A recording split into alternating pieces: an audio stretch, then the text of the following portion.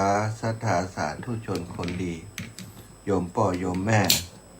โยมพี่โยมน้องทั้งหลายทุกคนทุกท่านที่ติดตามรับฟังรายการเสียงธรรมยามเจ้าสารธรรมยามเจ้าตั้งสถานีวิทยุเพื่อพระพุทธศาสนาคลื่นสีขาวเพื่อชาวประชาซึ่งออกอากาศจากวัดปากตางเจริญอำเภอดอยหล่อจังหวัดเชียงใหม่ส่งไปยังสถานีในเครือข่ายสายบุญของคลื่นสีขาวได้เมตตาแผ่บารมีมาปกเก่าเกษาปกหงหักษาครูบาอาจารย์พระมหาเถระพระเถรานุเถระเปื่อนสหธรรมิกสหพรหมจารีทุกรูปทุกองค์ปกห่มรักษาศรัทธาสาธุชนคนดีโยมพ่อโยมแม่โยมพี่โยมน้องตั้งหลายทุกคนทุกท่านที่ติดตามรับฟังรายการเสียงธรรมยามเจ้าสารธรรมยามเจ้าตั้งสถานีวิทยุเพื่อพระพุทธศาสนาคลื่นสีขาวเพื่อชาวประชาซึ่งออกอากาศจากวัดปากตางเจริญอำเภอดอยหล่อจังหวัดเชียงใหม่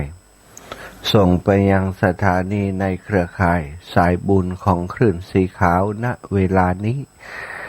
ตั้งแต่3 นาฬิกาเป็นต้นไปนี้นะหลายๆสถานีสถานีบริการสาธารณะพ่องสถานีวิทยุเพื่อธุรกิจพ่องมีสองอย่างสถานีวิทยุธุรกิจประกอบธุรกิจเกี่ยวกับการโฆษณาประชาสัมพันธ์สินค้าอะไรอย่างต่างๆทำตามกฎหมายถูกต้อง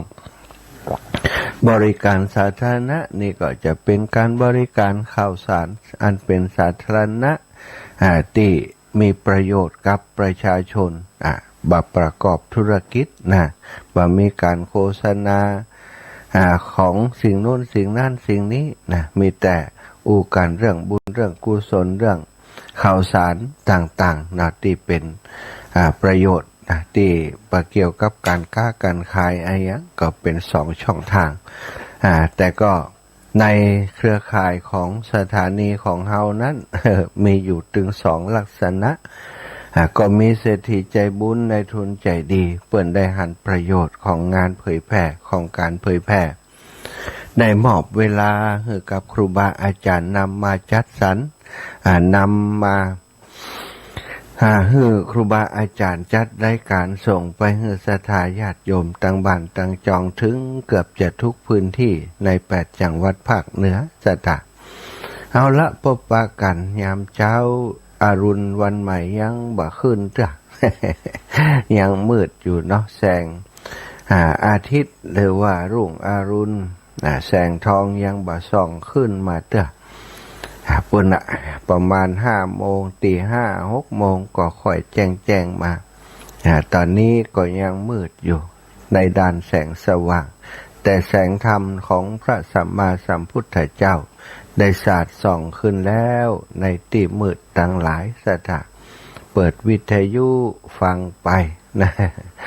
ก็จะมีครูบาอาจารย์สลับสับเปลี่ยนหมุนเวียนกันมาทำหน้าที่จัดรายการให้ศรัทธาญาติโยมได้ฟังในคลื่นความถี่นี้ติถึงบ้านถึงจองของศรัทธาเนาะเอาละพบปะกันยามเช้านี้ก็จะปาศรัทธาอีป่ออีแม่ตั้งหลายไหวพระสวดมนต์ทำวัดเช้าเสียก่อนที่เขาจะได้อุจากันต่อไปเนอะกราบพระพร้อมกันกราบ1พุทโธเมนาโถกราบ2ธัมโมเมนาโถกราบ3สังโฆเมนาโถอิมินาสกาเรนะพุทธังอภิปูชยามิอิมินาสกาเรนะธัมมังอภิปูชยามิ อ อิมินาสการเรนะสังฆังอภิปูชยามิอะระหังสัมมาสัมพุทโธภะคะวาพุทธังภะคะวันตังอภิวาเทมิกราบสวากขาโตภะคะวะตาธัมโมธัมมังนะมัสสามิกราบสุปฏิปันโนภะคะวะโตสาวกสังโฆสังฆังนะมามิกราบนะโมตัสสะภะคะวะโตอะระหะโตสัมมาสัมพุทธัสสะนะโมตัสสะภะคะวะโตอะระหะโตสัมมาสัมพุทธัสสะนะโมตัสสะภะคะวะโตอะระหะโตสัมมาสัมพุทธัสสะพุทธังสรณังคัจฉามิธัมมังสรณังคัจฉามิสังฆังสรณังคัจฉามิตุติยัมปิพุทธังสรณังคัจฉามิตุติยัมปิธัมมังสรณังคัจฉามิตุติยัมปิสังฆังสรณังคัจฉามิตติยัมปิพุทธังสรณังคัจฉามิตติยัมปิธัมมังสรณังคัจฉามิตติยัมปิสังฆังสรณังคัจฉามิอิติปิโสภะคะวะอะระหังสัมมาสัมพุทโธวิชชาจารณะสัมปันโนสุขโตโลกาวิทูอนุตตโรปุริสธัมมะสารถิสัทธาเทวมนุสสานังพุทโธภะคะวะติสวากขาโตภะคะวะตาธัมโมสันทิฏฐิโกอากาลิโกเอหิปัสสิโกโอปานายิโกปัจจตังเวทิตาโพวินยูหิติสุปฏิปันโน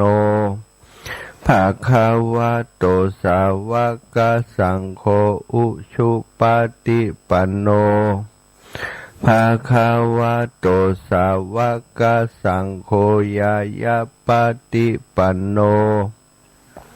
ภะคะวะโตสาวกสังโฆ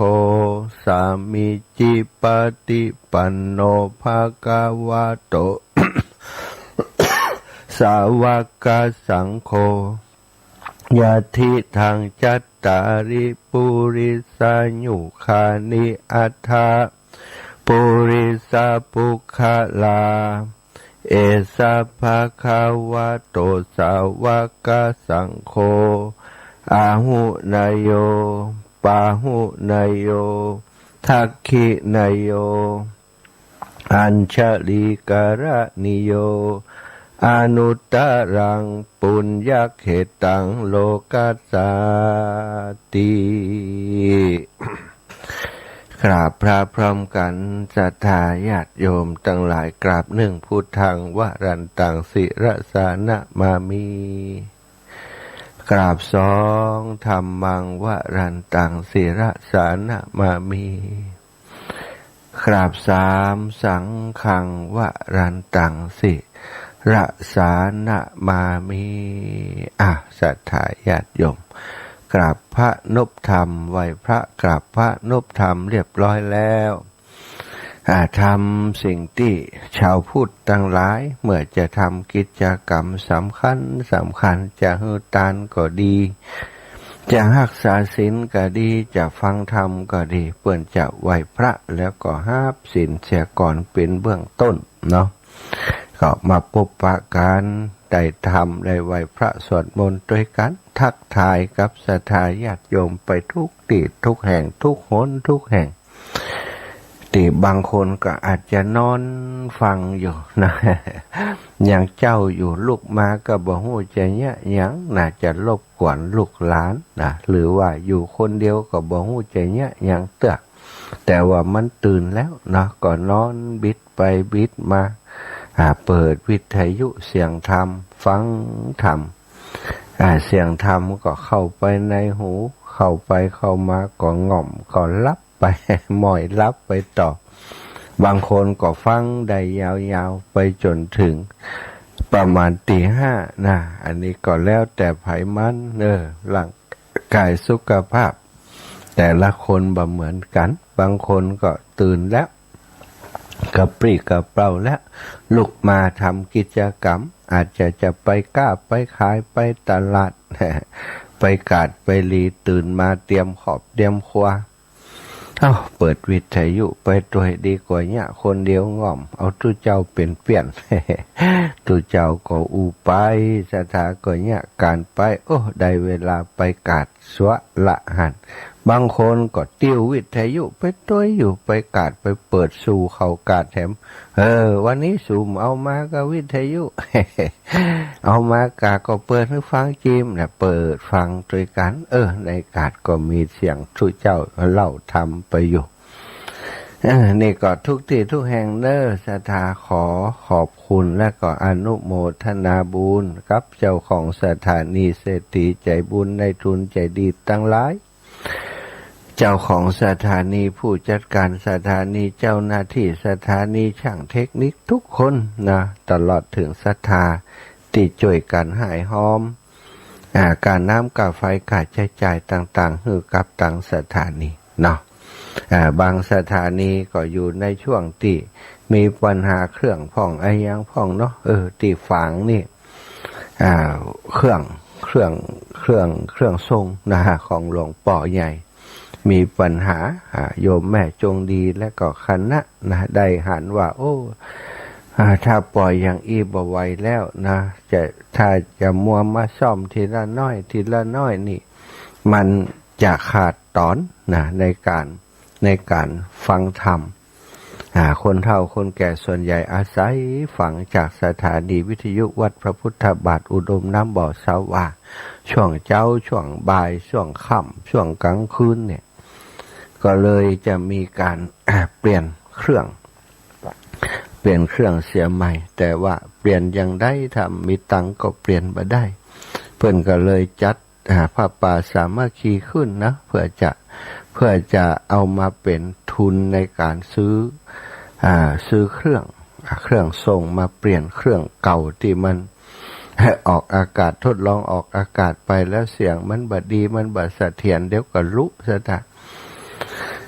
ก่อตั้งพระป่าสามัคคีขึ้นมากล่องหนึ่งหันว่าจะทอดถวายในวันที่12ซึ่งเป็นวันแม่แห่งชาติ12สิงหาเข้าวสารแล้ว10กว่าวันนะ12วันนะก็ได้กำหนดเวลาแล้วนะตอนนี้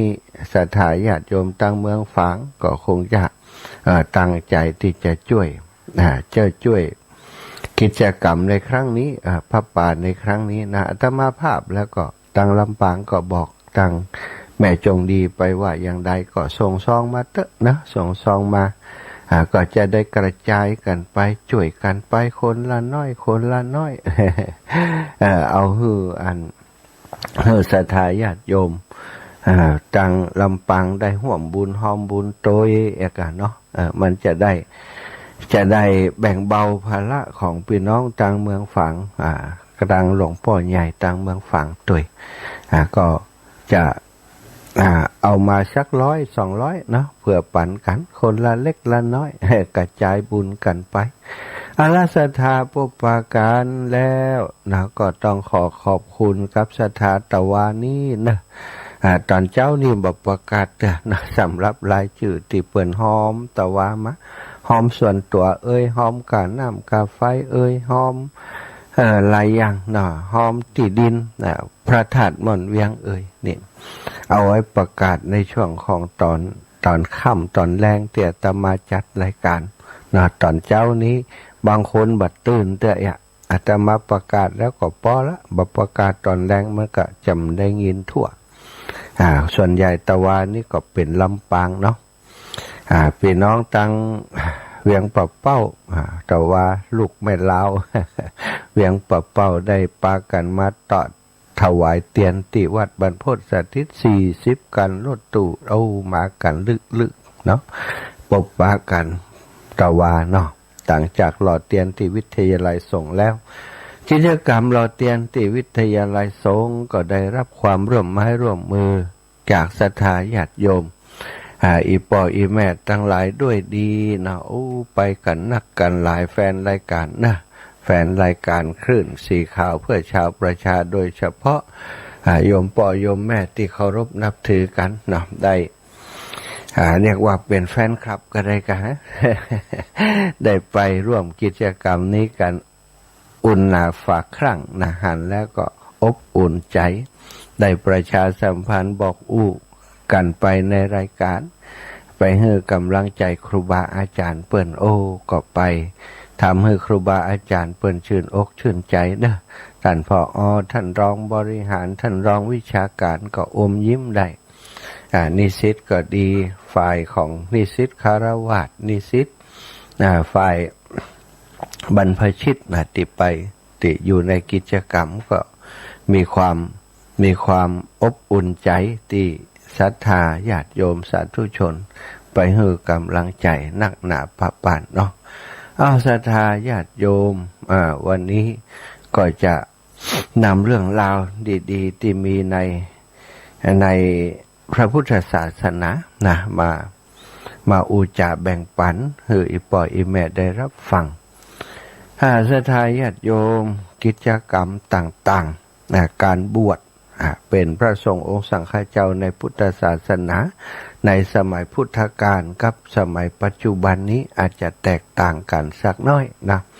สมัยพุทธกาลนี้เปิ่นที่บวชมาเพราะได้ฟังธรรมของพระพุทธเจ้ามีศรัทธาเลื่อมใสอยากจะบวชฟังธรรมจากสาวกทั้งหลายมีศรัทธาเลื่อมใสอยากจะบวชได้ทราบกิตติศัพท์ว่าพระพุทธเจ้าพระธรรมพระสงฆ์เกิดขึ้นแล้วโดยความที่บารมีโดยความที่เป็นผู้ที่มีอินทรีย์แก่กล้ามีบารมีเต็มบริบูรณ์แล้วแค่ได้ยินได้ฟังว่ามีพระพุทธเจ้าก็ไปหาแล้วก็ขอบวช บางรูปบางองค์ได้ทราบว่าคนที่เคยเป็นเปื้อนกินเปื้อนแอวเปื้อนเล่นกันไปบวชในพุทธศาสนามันไปบวชอย่างใดนี่หมอนี่แอวกินด้วยเฮาจะได้ไปบวชเสียเล่า คิดว่าถ้าคนนี้อันเป็นเปื้อนเฮาซึ่งเป็นผู้ที่มีปัญญาแล้วก็เป็นคนที่มีจิตใจแบบนี้ไปบวชแสดงว่าคำสอนก็ติดตามไปแล้วก็ได้ไปบวชเหมือนกัน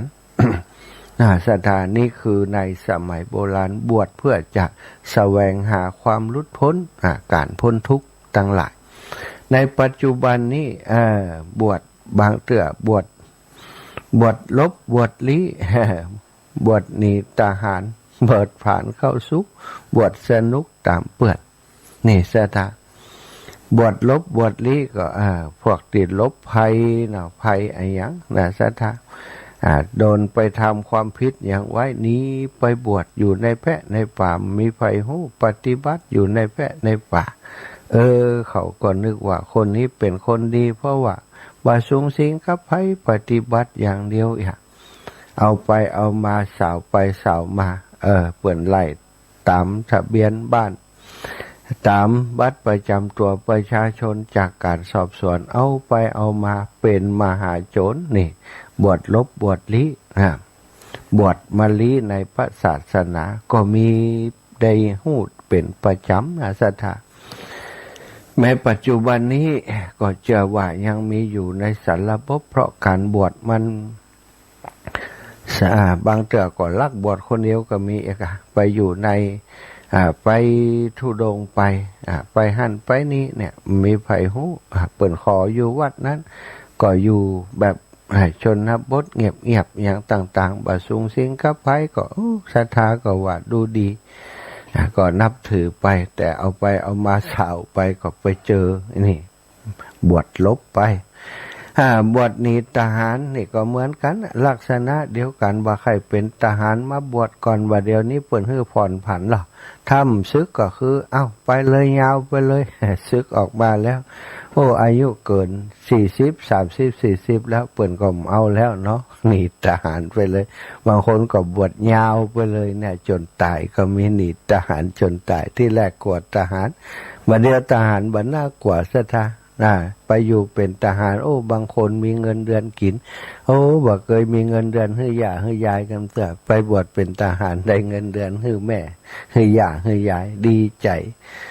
สอบใน10ใน100ได้แฮมก็ได้เป็นทหารจริงๆไปก็มีบวชผ่านเข้าสุขอันนี้ก็คือบวชมาแล้วก็เนี่ยหยังกินข้าวแล้วรับแล้วนอนเหี่ยไปฮับตาลเหี่ยไปสวดศพเหี่ยไปโน่นนั่นนี่ไปถ้าไปสวดไปอย่างมาแล้วกลับมาแบบปวดวัดปัดบวกกวาดวัดบาปนดูแลวัดวาอารามบัดดูแลบัดพัฒนาอย่างซะท่าบวชผ่านเข้าสุขบ่ได้กินข้าวแล้วก็รับก็นอนศึกษาห้ามเฮียนก็บ่เอานักธรรมเปิ่นสอบกันลึๆเอาบ่สอบทำตรีทำโททำเอกบ่สอบ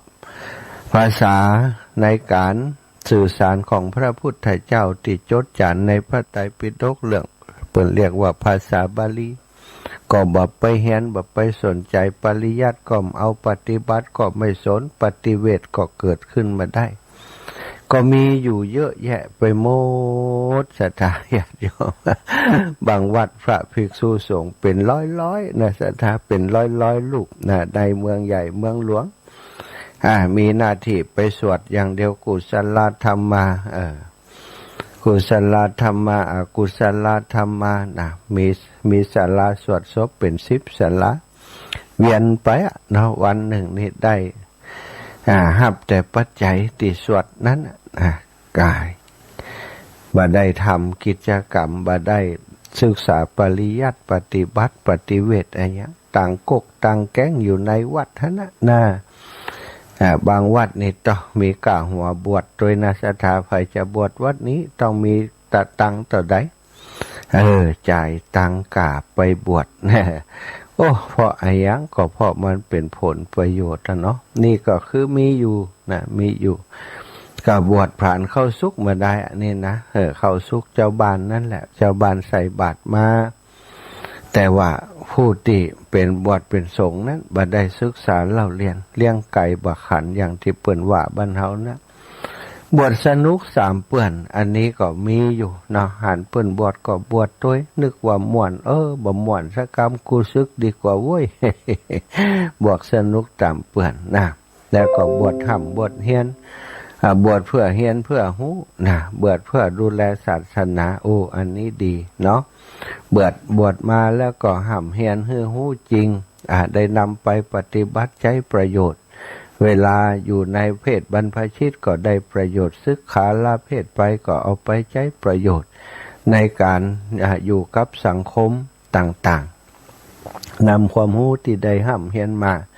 ใช้ประโยชน์รอบด้านในสังคมเรียกว่าเป็นทิฏฐิมีความรู้เป็นปนนานนี่นะบ้านเฮาไปเป็นปูจารวัดกาไปเป็น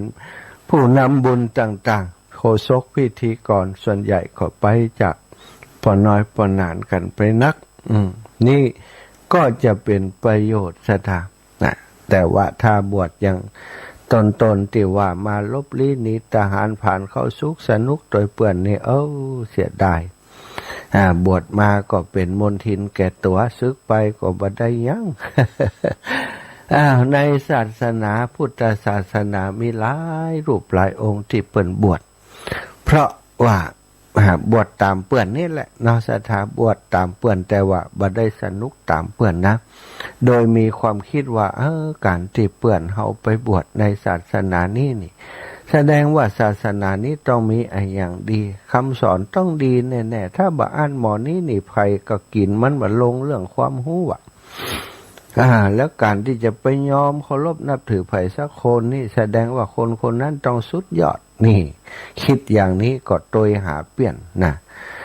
ก็คือเรื่องราวของเปื่อนของพระยศะทั้งหลายติดบวชโดยท่านยศะกุลบุตรนะสัทธะที่นี่วุ่นวายเนาะที่นี่ขัดข้องเนาะนะยศะหนีออกจากบ้านไปลักษณะเดียวกับพระโพธิสัตว์เจ้าชายสิทธัตถะที่หันเทวทูตทั้งสี่แล้วมาหันนางสนมกำนั้นนอนขึ้นอืดนะคนก่อนเอาออกอ่างอากกัดเขี้ยวกัดฟันเพื่อพาลุดลุ่ยนอนอยู่ไปหันเหมือนกับสภาพปาจ้าผีดิบสถาอันนี้ก็หันอย่างเดียวกันยัสสะกุลบุตรเกิดความเบื่อหน่ายได้ออกจากคฤหาสน์ปราสาทตัวเองไปนะบ่นเพ้อไปวุ่นวายหนอวุ่นวายหนอพระพุทธองค์ทรงรู้ว่าอินทรีย์แก่กล้าก็ปรากฏตัวบอกว่าที่นี่ไม่วุ่นวายที่นี่ไม่ขัดข้องนะก็ได้แสดงธรรมอนุปุพพีกถาหือนะได้ดวงตาหันธรรมเป็นพระโสดาบันต่อมาบิดาตามไปแหมก็ซ้ำแหมนะแสดงธรรมให้บิดาฟังบ่ให้สองปลูกหันกันธรรมะข้อเดิมแต่ว่าฟังอีกรอบหนึ่ง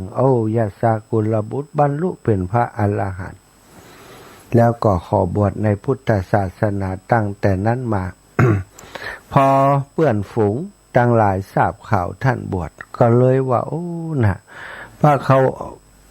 ขวัมปตินี่ก็เป็นเพื่อนคนหนึ่งในเพื่อนตั้งหลาย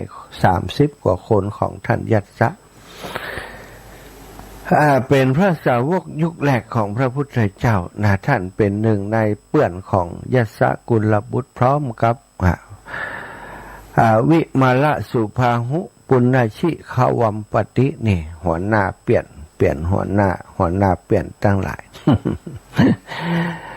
เกิดในตระกูลดีมีชีวิตพร้อมในทางโลกเหมือนกันแต่เมื่อได้ทราบว่ายัสสะ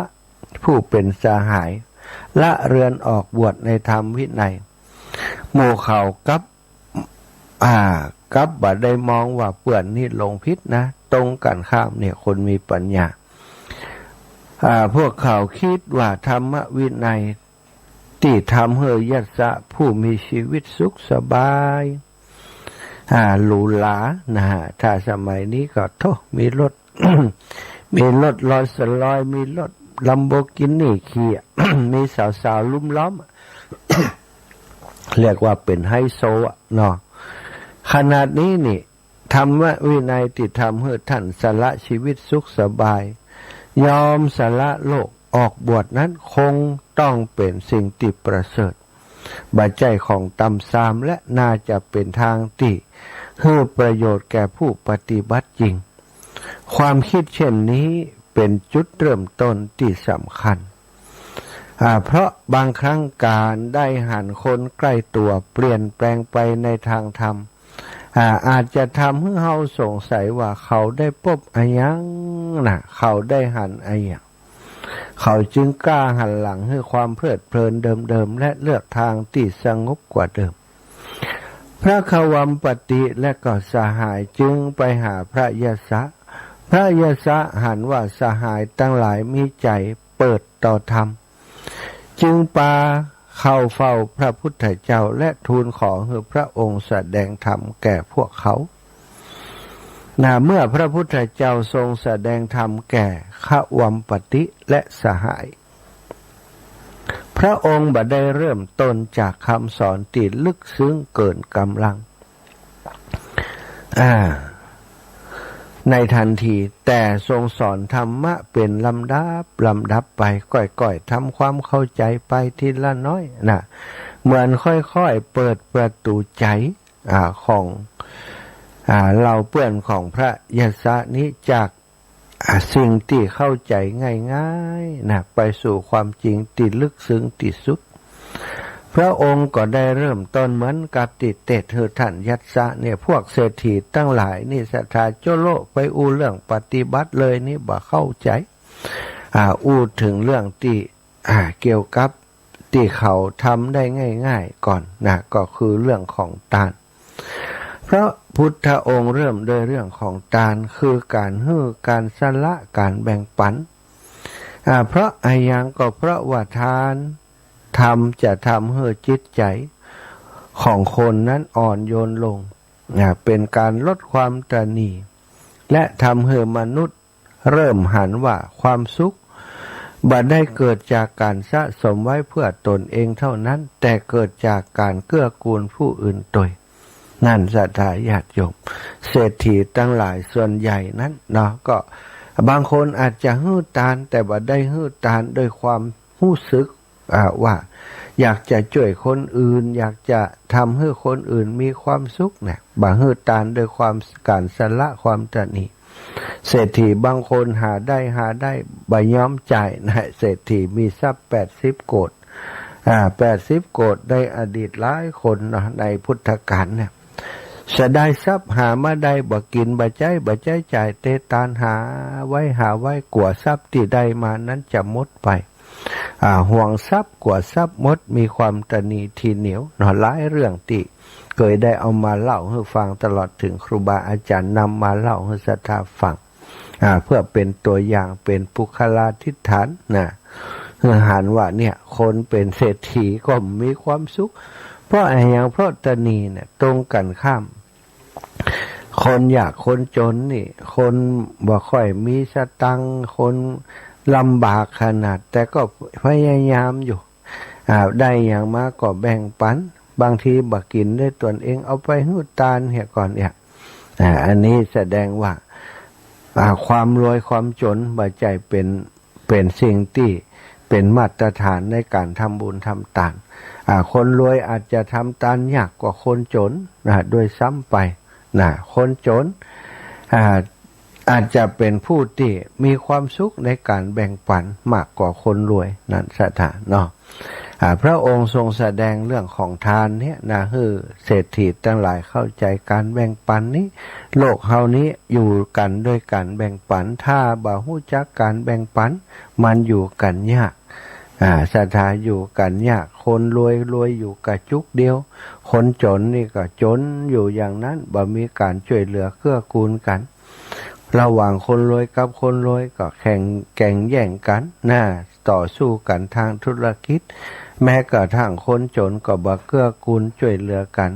ในลักษณะการแบ่งปันหรือว่าการฮื้อกันนี้สังคมนั้นก็จะอยู่ได้ยากสังคมใดมีการแบ่งปันเอื้อเฟื้อเผื่อแผ่ดูแลกันและกันไปด้วยกันจับมือไปด้วยกันช่วยเหลือกันไปมันก็จะมีความสุขของผู้ให้นั้นผู้ที่ให้คนอื่นอยู่เป็นประจำนั้นจะมีความสุขในจิตในใจผู้ที่ได้รับการช่วยเหลือจากผู้อื่นนั้นก็จะสำนึกว่าวันหนึ่งตัวเองก็อยากจะเป็นคนแบ่งปันมีโอกาสกับแบ่งปันช่วยเหลือคนรวยกับคนจนอยู่ด้วยกันได้เพราะการแบ่งปันคนในโลกเกิดมาจะให้เหมือนกันจะรวยเหมือนกันจะจนเหมือนกันหมดเป็นไปบ่ได้อย่างที่เฮาหันกันแต่ว่าทุกชนชั้นวรรณะอยู่กันด้วยความเอื้อเฟื้อเผื่อแผ่ดูแลช่วยเหลือซึ่งกันและกันสังคมจึงอยู่กันโดยความสุขและสันติภาพความสงบก็เกิดขึ้นเนาะศรัทธาพระองค์พรรณนาเรื่องทานกับขวัมปติไปศรัทธาพอเวลาแล้ว 3:47 นาทีจะแบ่งปันให้ศรัทธาญาติโยมตื่นเจ้ามาเผื่ออยากจะโทรมามาจ๋าสักเล็กน้อยก็สามารถโทรมาได้ในช่วงนี้0808844173ชั่วโมงถัดไปเดี๋ยวมาต่อเรื่องยังมีต่อแฮม ได้ทานไปกำอย่างเดียวอยู่เนาะต่อไปก็ จะเป็นเรื่องศีลทานศีลเนกขัมมะทานศีลสวรรค์โทษของกามคุณของการบวชอันนี้คือธรรมที่พระพุทธเจ้าทรงแสดงในวันนั้นโยมแม่สุมาลีศรีชัยตันไอ้ยาว่าเดี๋ยวเพิ่นดูทางเฟซบุ๊กนั่น ประวาปะกันที่อันวิทยาลัยสงฆ์นครลำปางแม่สมควรสมควรใจน้อยโยมน้องนะติดตามอยู่นะหลายคนหลายท่านนะติดตามตอนเจ้านี่เฟซบุ๊กมีคนติดตามตอนเจ้าตื่นเจ้าตายกันหลายแต่เนาะแต่มาภาพถ้าบ่ได้จัดรายการก็ยังตื่นแต่นะ นี่สถานี่ตื่นเป็นประจำนะนี่นะตื่นเจ้านี่โอ้ท่านอาจารย์ตุลุงนี่หายไปเมินนี่ตุลุงกฤษพุทธอุทยานเชียงดาวเจริญถวายความเคารพครับตุลุงโอ้อาจารย์หายเงียบไปเลยไม่ได้หายจัดอยู่ตุลุงไม่ได้ฟังกะมีงานช่วงนี้มีงานจ้าอยากฟังไม่ค่อยได้ปะทำงานเยอะที่วัดเนี่ยเหรอเผาหญ้าบางเผาอะไรบ้าง ครับหลวงตาอาจารย์นะยังเจอแล้วมาเฉพาะวันจันทร์เหรอทุกวันจันทร์ครับตอนเช้านะแต่ว่าวันอื่นก็มาเกือบจะทุกวัน19 ถึง 20ครับตอนนี้พูดอยู่เนี่ยตอนนี้พูดอยู่ครับวันจันทร์เป็นเทปเปล่าไม่เทปครับสดครับมาตรการครับเท่านี้ก่อนจ้าสาธุครับหลวงตาถ้าเทปก็โทรอู้กันได้สัก อันนี้สดเนอะจ้ะเจริญปอนแม่ฟองจันเจ้าข้าพเจ้าเพิ่งจับพอดีจับพอดีเนาะจับเพลงดอกบัวเพลงดอกบัวมาแล้วกะจ้าถ้าเพลงดอกบัวมานี่มาแน่เนาะถ้าดอกบัวมานี่มันใจของจริงกะจะตุนแล้วไปแอวตัวเดียวก็อย่าฮะบ่ได้ไปบ่ได้ไปเก็บตังค์ 1,000ตอนนี้บ่ได้ไปไหนเลยจะเอาบุญมาฝากเก็บตังค์อีแม่1,000ขอบคุณนะแม่นะจ้าบุญรักษาแม่เจริญปอนเจ้าท่านมาหามาเห็นคุณสู้ชีวิตเด้อแม่เพ้นตื่นจัดเจ้ารู้นี่ไปสู้ตังใดแหมขายหอมแบงนี่เจ้าหอมแบงกำลังออกเนาะแม่เนาะเจ้ารับจ้างเพิ่นนะกะดีกะเนี่ยไปเนาะจ้าแสงไฟด้วยเนาะเจ้าเอากะจ้าแสงไฟสว่างตาแสงธรรมะสว่างใจสว่างตาได้แสงไฟสว่างเกิดได้แสงธรรมเจ้าฟังชัดเจนที่การจ่ายธรรมหาเด้อสาธุบุญรักษาเจ้าอีแม่แม่เพนนี่ก็แฟนรายการเป็นประจำปะกันบ่อยไปแอวหาเพิ่นเป็นประจำเจริญปอนแม่สุแก้วเจ้ากลับไว้สานะวันนี้ตื่นขึ้นมาเป็นบุญแถมวันหนึ่งได้มีลมหายใจอยู่ได้ฟังน้ำฟังธรรมนะหายใจเจ้าจนเวลามันตื่นเจ้าเนาะมันเป็นปกติเป็นประจำแล้วเนาะเจ้าตื่นมาไว้ก่อนนะตื่นขึ้นมาได้ยินเสียงน้ำเสียงธรรมนี่น่ะถึงเมื่อเจ้าเมื่อแรงเป็นบุญเป็นกุศลเอาธรรมะธรรมโมเนี่ยเป็นที่จ้างที่เพิ่งนะเจ้าสาธุกลับไว้สานะสาธุนะเจ้านะขอบคุณแม่สุแก้วแม่ย่าจันเรือนใสไว้ตาเจ้าอันนี้ก็ลูกเจ้าเหมือนกันนี่ตื่นตี 2วันเนี้ยอย่างไรแต่ว่ามาเดียวเพิ่นรับอิ่มเลยฮะเดียวเพิ่นอบอุ่นมีลูกเบาอยู่ตัวเนาะบ่งอมละชัดเจนนี่เจ้าขอบคุณนะอย่าเนอะได้ไปแอลก็ปีนี่ได้แอลอยู่ก็ไปใจเกินร้อยระวังรถเหี่ยวปีกนะหิ้วปีกไข่เนอะสู้เหี่ยยังแล้วอย่าเนาะเป็นไปไหนก็ไปหั่นนะจ๊ะก่อนที่มันจะไปบัดได้เอาจนมดแทงไปเลย สาธุขอบคุณเจ้าอย่าง จ้า ไม่อยากจันเริญใสนายมมหาอุบาสิกาเจริญปอน ไปสาวแก้วของข้ามหา เอ้าจังใดนี่ฮะ จากมหิบอลเนี่ย บ้านห้วยบอนกลาง เดินไปคิด คนเดิม คนเดิม คนเดิมเพิ่มเติมบ้านห้วยบอนอาจารย์พระครูสบายดีนะแม่นอ สบายดี ช่วงนี้มันได้ปะกันเพื่อนตอนห้วยงูไหนวันนั้น ต้นบอกให้ว่างอ่ะ โอ้ถึงวันตุลุงแดงกู่กันนะ หันตุลุงแดงหันท่านพระครูละ ไปอยู่มันยัง มันเนี่ยยังได้คนถ้าบ่ช่วยเหลือเปิ้นก็ไม่ไผช่วยเหลือเขาเปิ้นก็ไปช่วยเอามือขันอันนั้นกะเนาะเปิ้นเก่งนะเก่งหลายอย่างตัวเองฉันจะลุงแดง เปิ้นช่วยคนไปมีการมีงานที่เขาก็มาช่วยอย่างอากะเนาะสาธุเปิ้นทำเพื่อวัดตัวเก่านั่นอ่ะถ้ามันอยู่เปิ้นไหม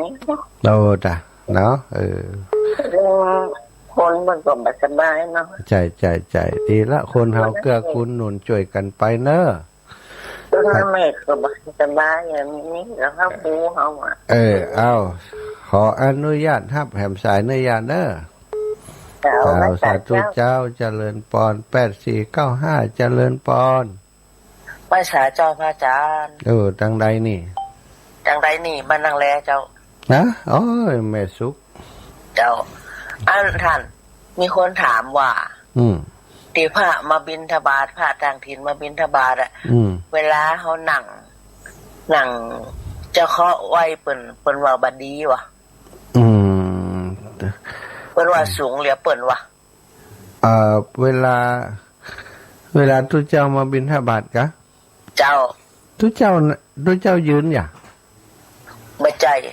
ทุกเจ้ายืนแล้วก็เฮานั่งเปิ่นว่าบัดดีวะจะได้มันดีกันนั่นเนาะอันอย่างนี้เขาวานแม่ถามน่ะเอาเลยอันมันมีกรณีเนาะสมมุติว่า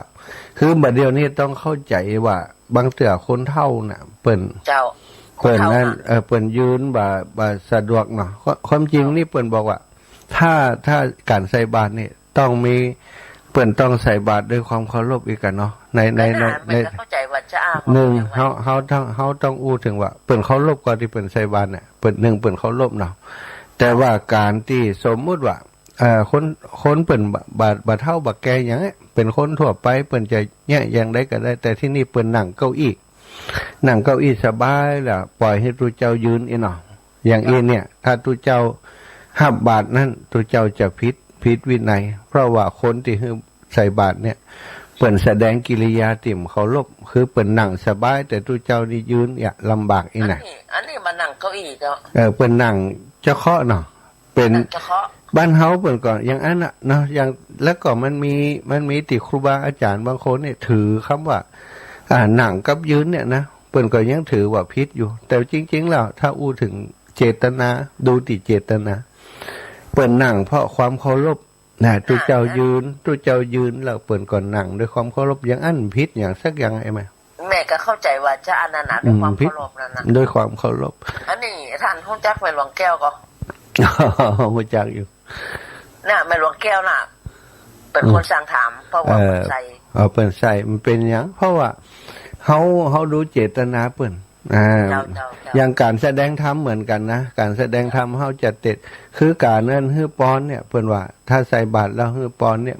ฮื้อปอนเหมือนกับการแสดงธรรมถ้าแสดงธรรมกับคนที่มีอาวุธในมือมาเหมาะสมแสดงธรรมกับคนที่บ่สนใจจะฟังนี่เนาะคนที่นั่งสูงกว่าคนที่นอนอยู่เนี่ยแล้วถ้าในกรณีที่คนป่วยโรคอันก็แสดงได้แต่ว่าเปิ้นยังอนุโลมว่าคนเปิ้นป่วยเปิ้นลุกได้ก็แสดงธรรมได้คนที่เปิ้นนั่งอยู่เนี่ยเปิ้นเฒ่าเปิ้นแก่เปิ้นยืนได้แล้วนั่งเอกคือฟังคือก็ฟังธรรมได้ใส่บาตรก็เหมือนกันนะไอ้แม่ดูติเจตนาอยู่ติเจตนาเปิ้นใส่บาตรเปิ้นโยกมือไหว้ท่วมหัวเปิ้นนั่งเปิ้นเปิ้นก็เป็นหยังหรอกเนาะ นะแม่จะเข้าใจจ้า จ้ะเนาะเพื่อนก็คงจะเข้าใจอย่างอาจแต่บางเตือมันมีคนว่าอีกอะคนบางคนติ่มหู้บ่หู้พระวินัยแต่เนี่ย เขาก็จะว่าอย่างนั้นแต่วินัยของพระเจ้าอยู่ที่เจตนาของเขาแหมเจ้าเจตนาเขาลบมีหยังเจ้าไปบอกเขาก่อนนะเจ้าเจ้าหลักฟังอยู่ของเขาหู้หู้ล่ะสาธุนะแม่เด้อบุญรักษาอย่าเจ้าจ้าเจตนาคือสิ่งสำคัญในการตัดสินสิ่งต่างๆเนาะสัทธาบางคนเด็กก็ถือนักเกินไปบิณฑบาตบ่ได้กินบางคนนั่นเปิ่นเป็นอัมพฤกษ์นะเปิ่นถอดรองเท้าบ่ได้จะเขเปิ่นถอดดิ้มดีเต่าคำหั่นน่ะเนาะเอาอนุโลมกันไปนะเข้าใจเจตนาเปิ่นนะแต่ว่าคนที่สามารถบอกเปิ่นได้นะอย่างเด็กๆกาเนาะเขาใส่รองเท้าใส่บาตรก็บอกเขาแต่ในกรณีที่มันแก้เจียกรองเท้าหยักนี่ก็จะอดเอาเถอะจะต้องบอกมันนะแล้วไปเหี่ย มัวบอกถอดกันลองถอดเกียกก่อนนะให้นะขยังให้มันใส่ใช่กำเนาะแต่ว่ามันได้ห่วงว่าจำได้ของได้อย่างนะบางเตืออนุโลมไปแค่จิตใจที่เขาอ่อนโยนพอที่จะซื้อของมาใส่บาตรก็ถือว่าดีแล้วบางเตือบางทีไปว่าอย่างไปทำให้เขาแอนตี้หรือว่าตั้งนี้ไปกุมใส่บาตรทำไรก็ทำให้ไทยธรรมนั้นตกไปมีโอกาสจาก็ก่อยบอกเขานะในการใส่บาตรนั้นสำคัญก็คือการทำด้วยความเคารพเนี่ยมันก็จะเป็นบุญเนาะจะถาเจริญพรไม่ยากมีอย่างเพิ่มเติมการอบสองสนใจอย่างจ้านี่ก็เป็นยืนมาได้เป็นนั่งลอกศีลเนี่ยเป็นอยากทำบุญแต่กับมีเยอะอย่างเดือนเนี่ยนะเป็นย่อยอันน้ำเหลือก็ไม่ใส่ไม่ใส่บางคนเปิ่นถอดเกิบนี่ก็จะเต่านะแม่บางคนมันถอดยากเนี่ยคนเท่าตัวเจ้าบางตนถอดเกิบก้อนเดี๋ยวมันได้กินพอดียังมาเสียงขาดอันล่ำเหลือเนาะบางเจ้าว่าลมกันไปแต่อยู่ที่เจตนาบางคนนี่เห็นวินัยมามันบ่ครอบคลุมมันแล้วก็มายังอิ่มทุกยังอั้นทุกทุกมดก็ไม่ได้กินอย่างเนาะจบข่าวเนาะต้องใจปัญญาควบคู่ไปหมดเนาะวินัยก็ใจปัญญาตัวจะทำใจปัญญาก็ลำบากเหมือนกันสัตย์ญาติโยมพักเบรกสักคำเนาะทุกเจ้าได้กินน้ำกินท่าก่อนเด้อพักเบรกสักคำตื่นก่อนตื่นได้แล้วก็เวลาตื่นเถิดทุกท่าน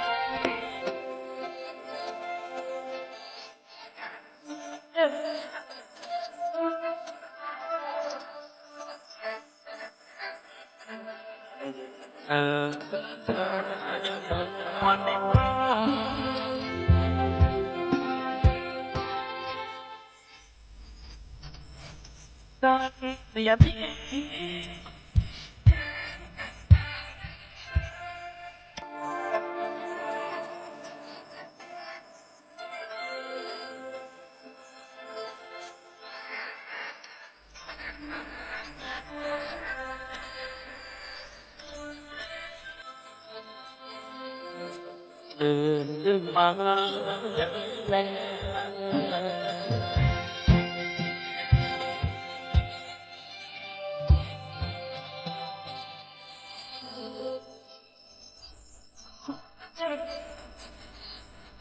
เสียงว่าไงแม่ได้ยินเสียงสวดมนต์แล้วเปิดเทศ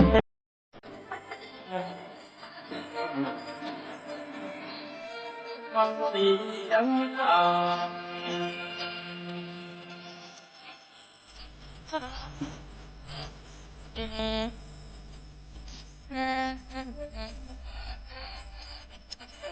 น้ำตาจาก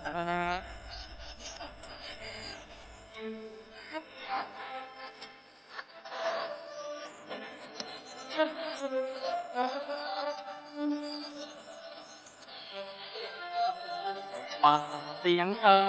น้อมนำอย่างไร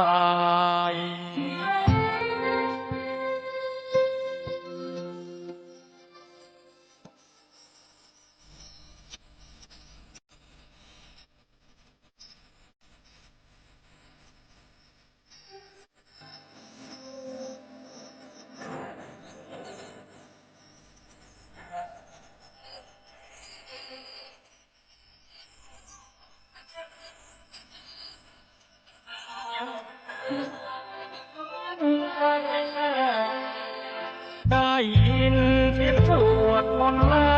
วเปิดห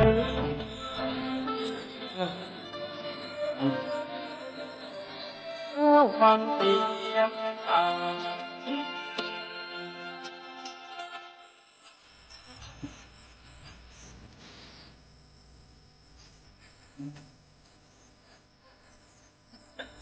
น้ำตา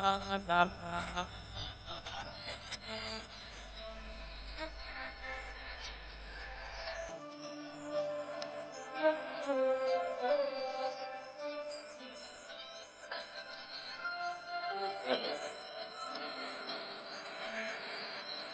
จากลาย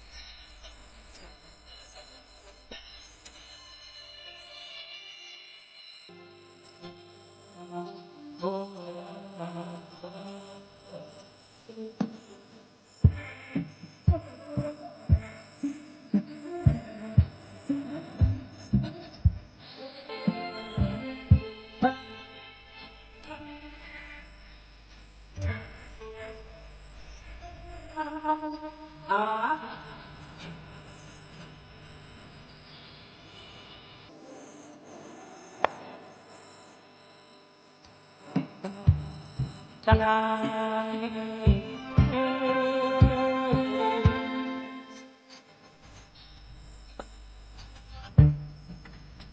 ในบ้าน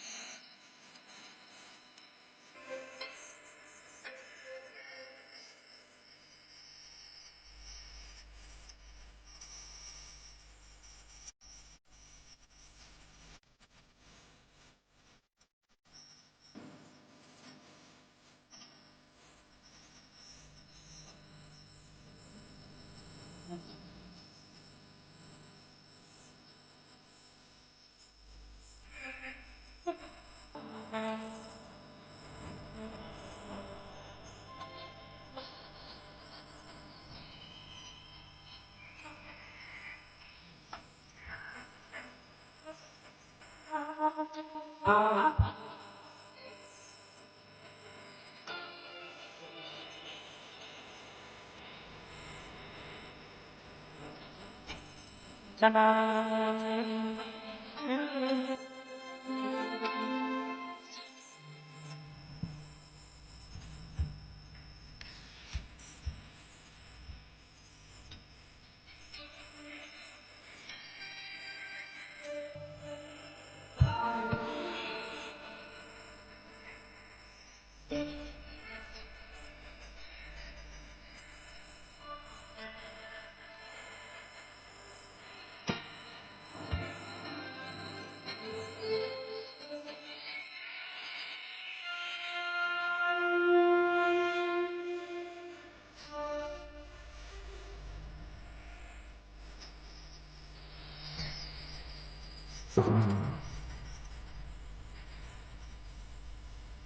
อ้าวพอได้พักเสียงนะอรุณสวัสดิ์ธรรมะสวัสดี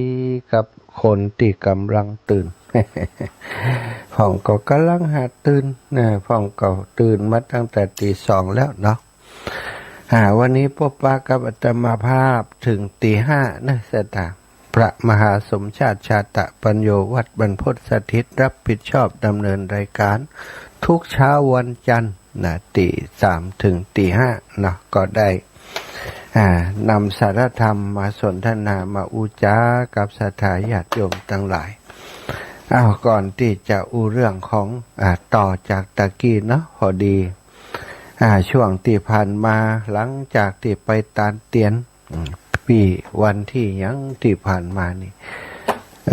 จำมาได้แล้วกะนะไปตานเตียนวังเหนือแล้วก็แจ้ห่ม แล้วก็เข้ามาที่อำเภอเมืองปาน3อำเภอปีนี้ซะจ้ะบ่ครบ9วัดสังกัมนะได้ 4-5 วัดนะปีนี้นะเนื่องจากว่าออกเดินทางสายเนาะแล้วก็ระยะมันไกลปุ่นวังเหนือปุ่นวังเหนือก็ไล่มาจนถึงมาถึงเมืองปานได้วัดเดียวสถาปอค่ำแล้วนะก็ไปถึงที่วัดบ้านเกิดของอาตมาบ้านทุ่งโป่งจะมีที่พักสงฆ์ของวัดทุ่งโป่งอยู่ที่พระธาตุหม่อนเวียงอีกแห่งหนึ่งซึ่งท่านพระอาจารย์สังวรสุปภาโสที่จัดรายการตอนตี 3ถึงตี 5เหมือนกันเอาวันพรุ่งนี้ท่านอาจารย์สังวรนะตี 3ถึงตี 5ศรัทธาก็คงจะได้ยินเรื่องที่ท่านอาจารย์มีความประสงค์ที่จะซื้อที่ดินถวายไว้ในพุทธศาสนาเป็นทรัพย์สินของวัดทุ่งโป่งเป็น ทรัพย์สินของวัดทุ่งโป่งใจในพื้นที่ของพระธาตุหม่อนเวียงมีติมันติสาธารณะก็คือติของวัดทุ่งโป่งติของพระธาตุหม่อนเวียงเนาะเปิ้นได้ท่านอาจารย์เปิ้นต้องการเอาที่บริเวณนั้นเป็นที่จอดรถ พอดีตั้งเจ้าของเปิ่นก็ฮือมาเมินแล้วนะ คนอื่นก็ไม่ใครได้หลักนะแต่ว่าเจ้าของเปิ่นก็ไม่ใครขายเพราะเป็นตี เปิ่นเปิ้นใช้ประโยชน์ในการทำการเกษตรมาเมินนานเนาะสถาเป็นตีเปิ้นก็อยากจะเอาไว้เป็นตีครอบครัวตังนี้ก็ใครได้ดังนั้นก็ขึ้นไปขึ้นมาเปิ้นก็ว่าวันหน้าลูกเต้านี่มันก็มีตีอยู่หลายตีก็เลยอู้กับลูกกับเต้าว่าตังวัดเปิ้นใครได้เอาไว้เป็นตีจอดรถเพื่อความสะดวกคนที่มาทำบุญ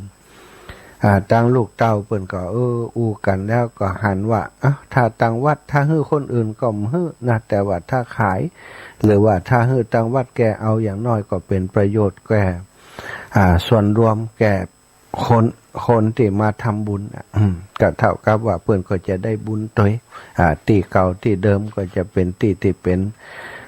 สถานลานบุญต่อไป ก็เลยตกลงได้แจ้งให้กับทางท่านอาจารย์ได้ทราบนะราคาก็รู้สึกว่าบับแปลงสักต่อใดนะสถาประมาณสักบาทถึงแสนเนาะบาทถึงแสนทางท่านอาจารย์ก็คิดว่าเปิ้นได้ตั้งใจนะเปิ้นได้ตั้งใจแล้วว่าจะฮื้อตังวัดนะคนอื่นเปิ้นกำฮื้อนะถ้าคนอื่นเปิ้นก็ว่าหลายแสนอยู่ท่านอาจารย์ก็เลยจะได้รวบรวมปัจจัยไปแก้กะว่าออกวาสานี่ถ้าจะได้ละอีกเนาะอาตมาก็หาไปทราบเมื่อศรัทธาญาติโยมเปิ้นไปตันเตียนอาตมาบ่ได้ไปโดยสกรรมน่ะเนื่องจากว่าเป็นเวลาที่อาตมาต้องจัดรายการ 19 นาฬิกาถึง20 นาฬิกาในวันนั้นพอดีก็เลยให้ศรัทธาญาติโยมมีแม่บัวเย็นโยมน้องสมควรนั่นล่าและหลายๆคนที่ไปโดยอาตมาวันนั้นไปตานตาปิ๋วเขาไปตานเตียนก็ทราบว่าท่านอาจารย์เปิ้นจะซื้อที่ดินดังกล่าวนี้ศรัทธาก็เลยหอมกันไปอาตมาทราบว่าเปิ้นจะซื้อที่ดินความจริงก็ได้อูกับท่านอาจารย์เมินแล้วถ้าตอนนั้นเปิ้นขายก็เอาด้วยอาจารย์ตะฮือก็ว่ากันเนาะจะได้ช่วยพอทราบว่าเปิ้นเอาละนะก็เลยขยับตัวออกตัวละนะว่าจะสนับสนุนตามที่ได้เคยอู้กับท่านอาจารย์ไว้ตั้งใจว่าจะเอาผ้าป่าไปทอดถวายในช่วงเข้าพรรษาเนี่ยประมาณวันที่5 กันยาวันเสาร์ที่5 กันยาวันเสาร์ที่5 กันยาที่จะถึงนี้นะเดือนนี้กรกฎาเนาะเดือนหน้าสิงหาก็แหมเดือนกันยาก็จะเอาผ้าป่าไปทอดถวายสักกองหนึ่งนะก็ดูว่าจะ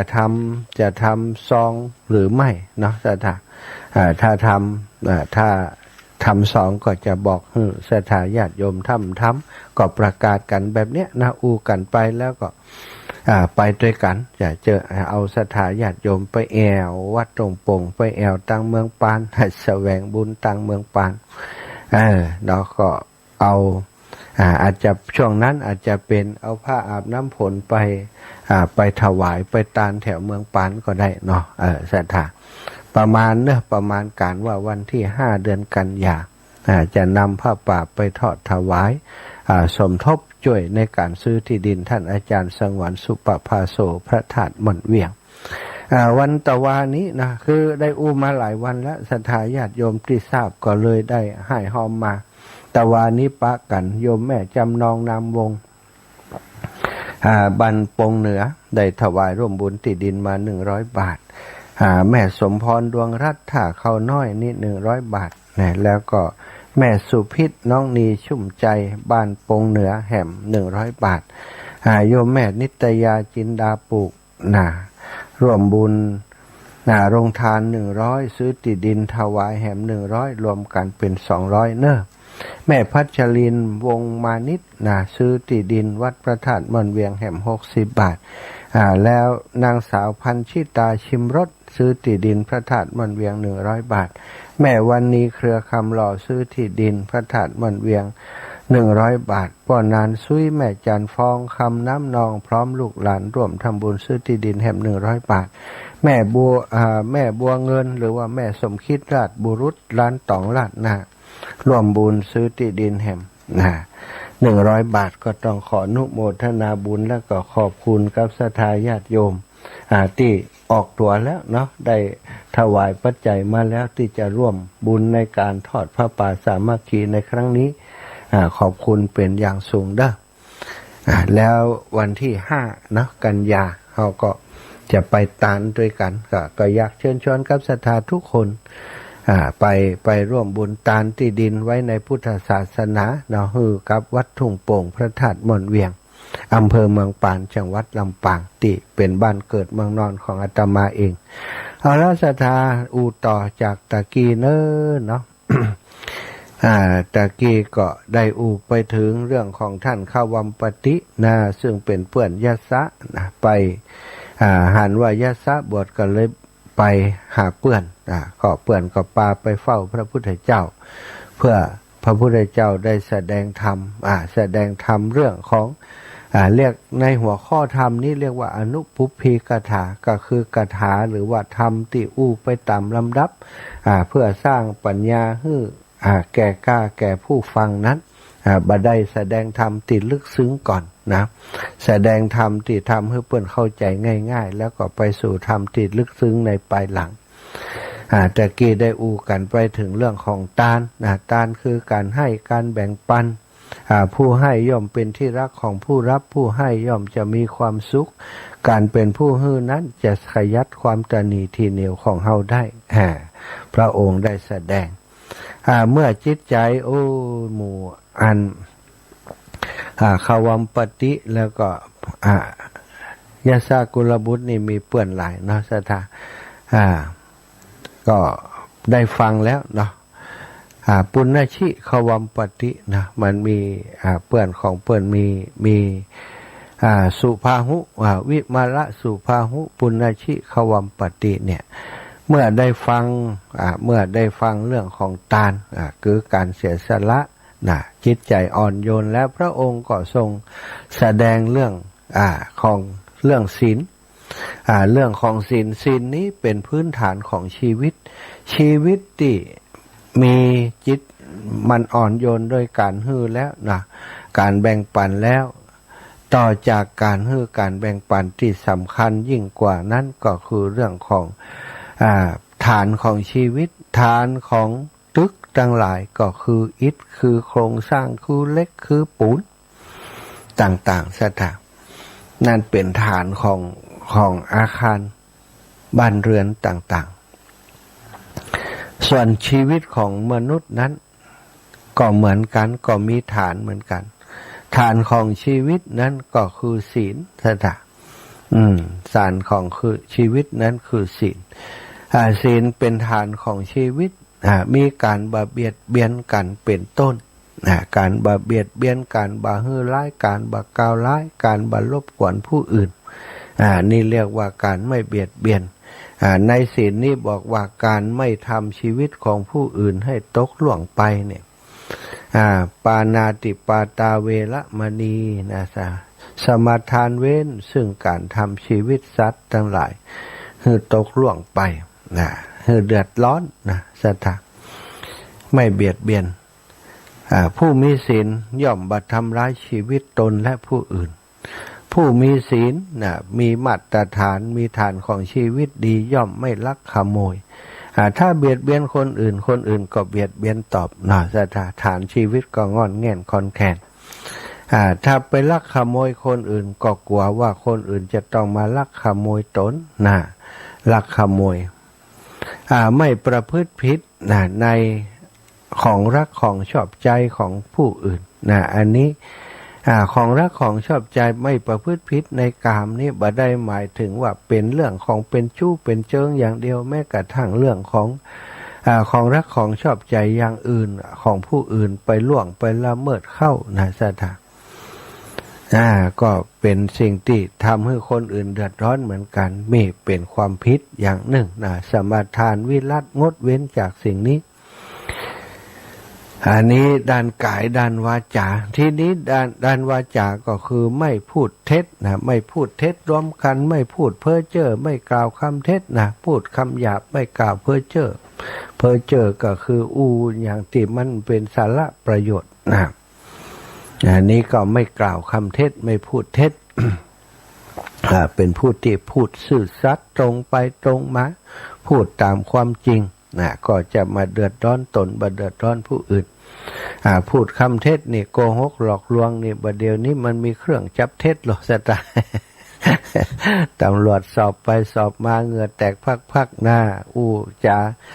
บ่เหมือนกำเก่าบ่เหมือนกำเดิมถามว่าตอนนั้นคุณอยู่ไหนจำไม่ได้นะเดี๋ยวก็จำได้เดี๋ยวก็จำมาได้อันนี้คือการพูดเท็จ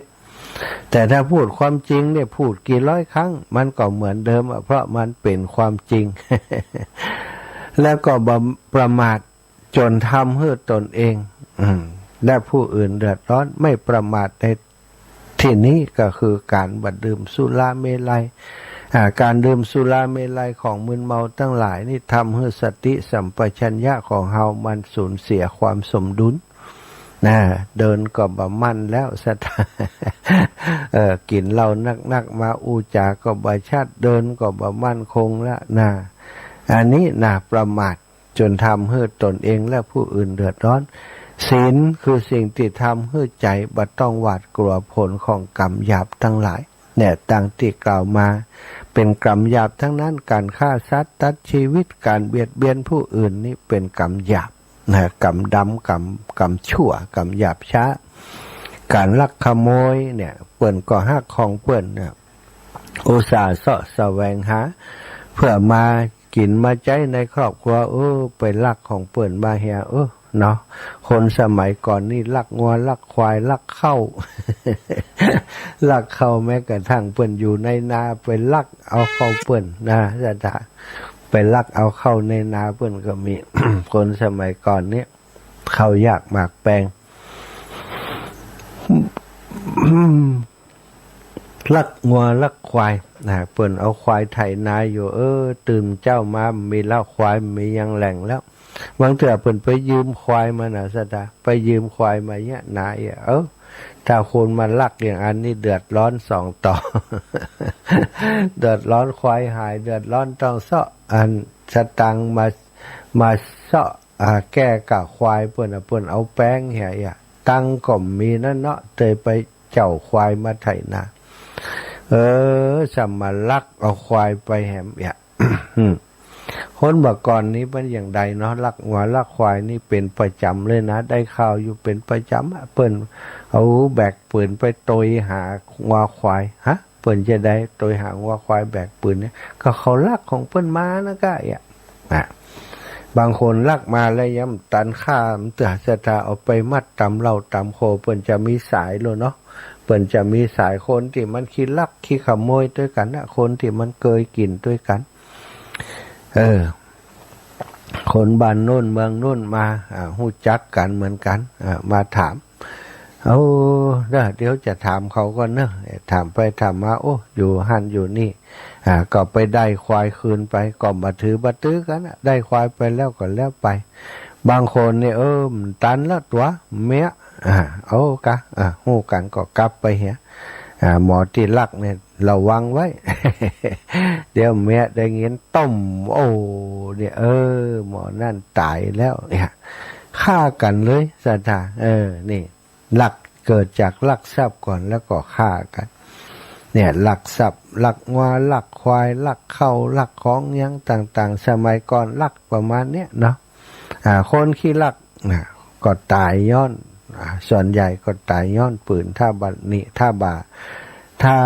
ายุทธนะหรือว่าถ้าบาหนีไปนะบางคนก็ต้องหนีข้ามจังหวัดข้ามอำเภอไปอยู่ที่อื่นที่ไกลปรับปรุงตัวเองได้หันกรรมที่ตัวเองทำนั้นทำให้ตัวเองต้องละเฮิกละเหินไปอย่างนั้นปรับปรุงเปลี่ยนแปลงตัวเป็นคนดีบางคนก็ไปมีหน้ามีตาในพื้นที่ที่ห่างไกลไปก็มีนะสตาจากเดิมเป็นนักเลงขี้ลักขี้ขโมยนี่เปลี่ยนแปลงตัวเองได้ก็ทำให้ฐานชีวิตดีขึ้น หันบ่อยๆเนาะในสมัยก่อนนี้ก็เป็นความเดือดร้อน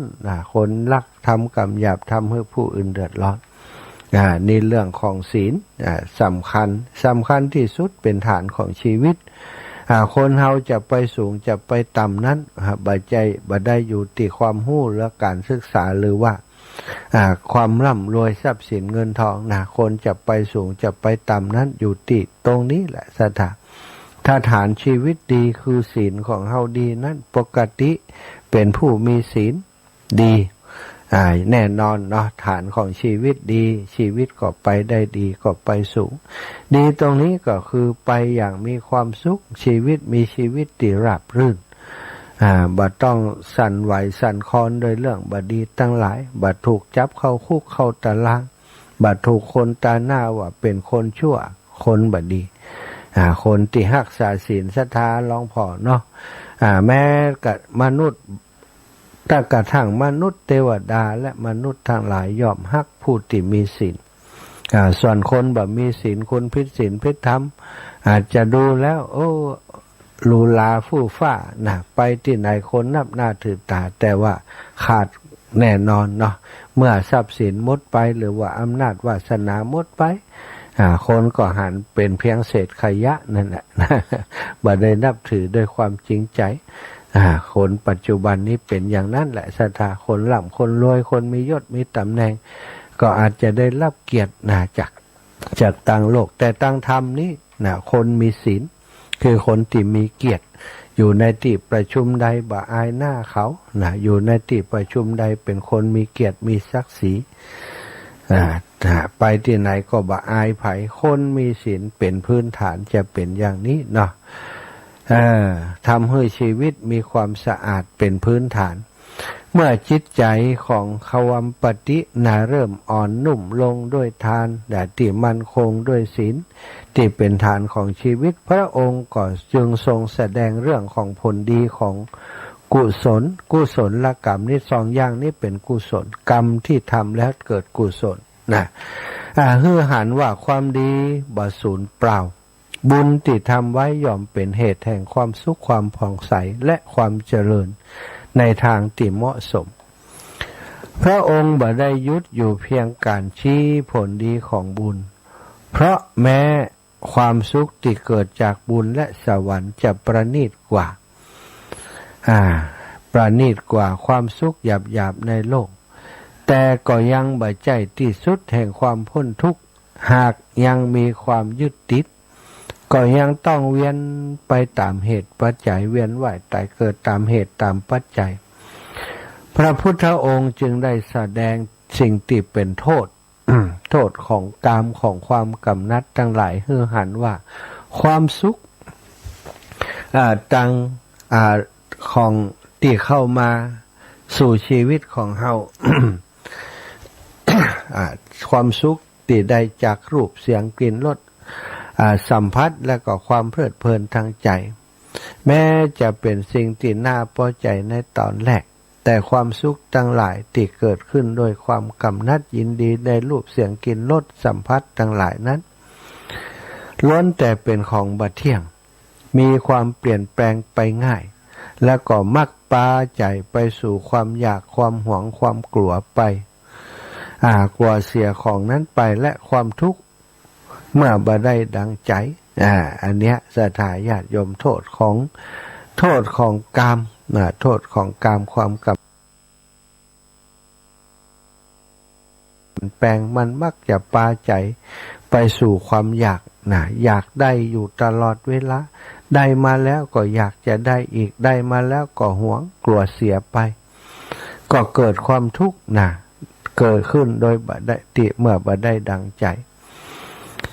จากนั้นพระองค์ทรงแสดงเรื่องของอานิสงส์หรือว่า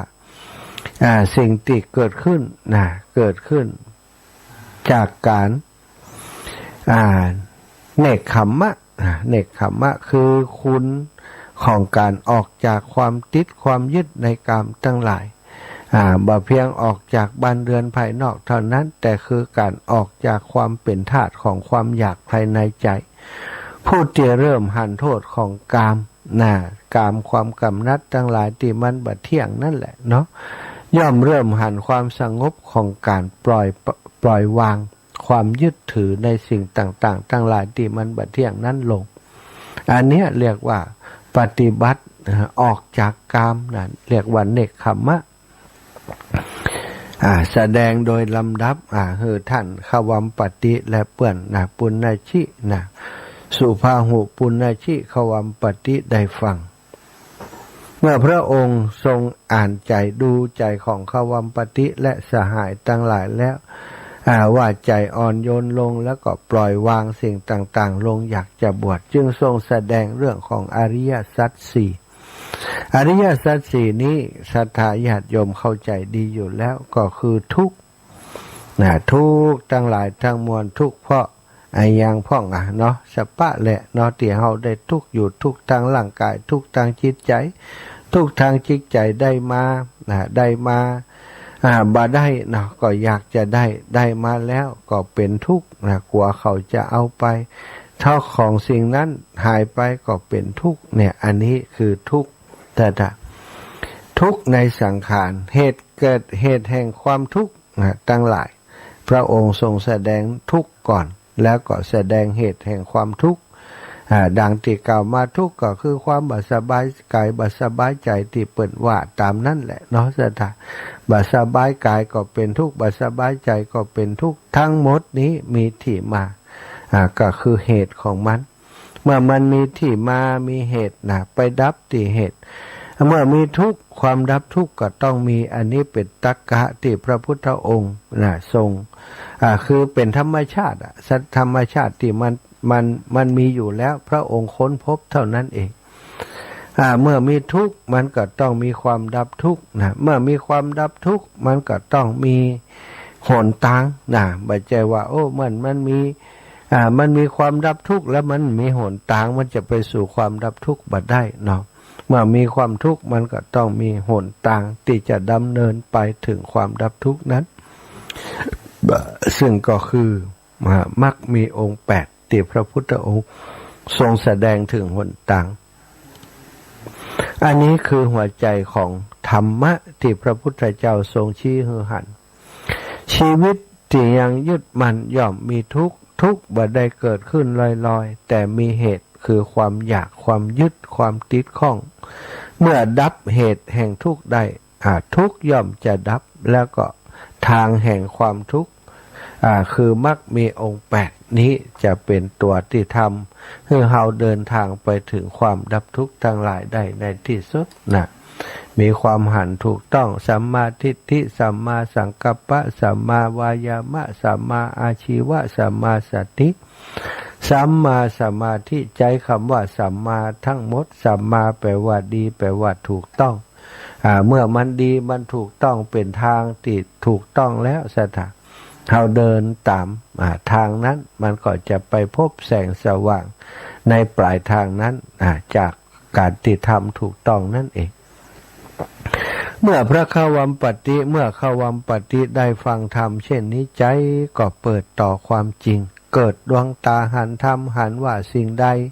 สิ่งหนึ่งมีความเกิดขึ้นเป็นธรรมดา